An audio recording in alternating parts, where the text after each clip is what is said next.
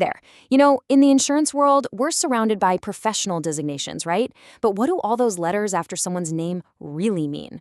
Today, we're going to dig into one that's trying to flip the script, one that's all about proven mastery, not just showing up.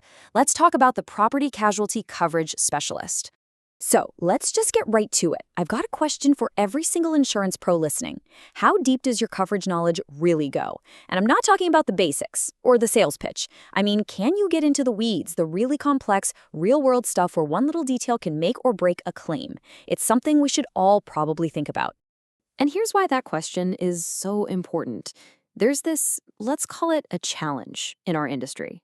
It's the whole reason this new standard was even created. A lot of the time, credentials are just a reward for, seat time. You showed up, you sat through the class, and bam, you get a certificate.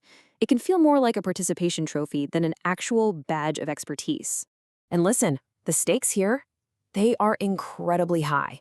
When we presume someone has expertise, but it's not actually proven, that's when you get these serious coverage failures. And you know what that is? That's the nightmare scenario, right? Your client has a major loss, and that policy they counted on, well, it turns out it doesn't cover it.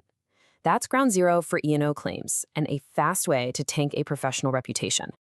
Okay, so if that's the problem, what's the solution? Well, that brings us to a whole new way of thinking about this, a credential that was literally designed from the ground up to be a defensible standard of expertise, and that is the Property Casualty Coverage Specialist designation. And there it is, the PCCS seal. Look, this isn't just about collecting more letters to put after your name on a business card. This thing is specifically positioned as a professional standard for mastery in coverage. It's a signal, a commitment to really understanding how a policy is going to perform when things get tough. So what does it actually mean to be a PCCS? Well, it means you've shown you have an advanced technical grasp of those tricky commercial policies. It means you've got serious skills when it comes to interpreting policy language. But here's the kicker. It means you've proven you can analyze messy, real-world situations, not just spit back definitions from a textbook. So who's this really for? Pretty much anyone on the front lines. If you're a commercial producer, this is about taking your client conversations way beyond just price. If you're an account manager, it's about having the confidence to handle those really complex accounts. For underwriters and claims pros, it's about having deeper insights and real analytical firepower. And hey, if you're an agency leader, it's all about building a technically rock-solid team and, slashing that E&O exposure. Okay, so how do you get one?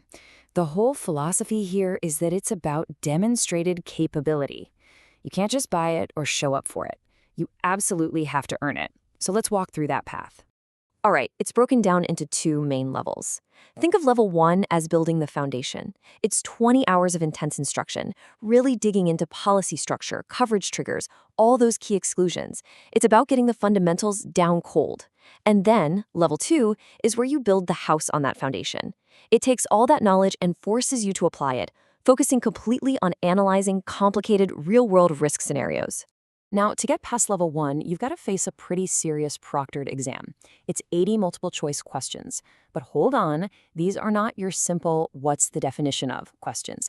They are all situational, pulled from this huge, rotating bank of over 200 questions. That way you know it's a legit and consistent test of what you actually know. And the passing grade? It's high. We're not talking a simple majority here. You have to nail a minimum score of 80%. No wiggle room.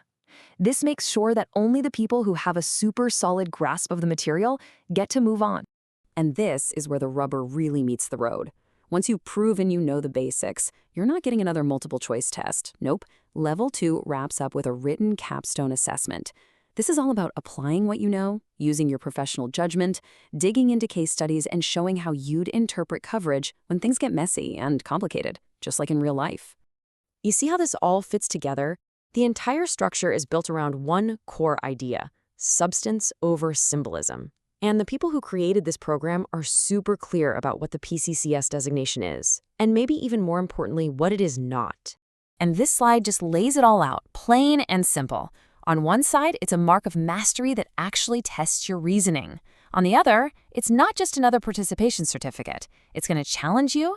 At an advanced level, it is not a shortcut to get your CE credits. It's all about real-world application, not just memorizing stuff. And it's earned by showing what you can do. It's not some kind of sales credential.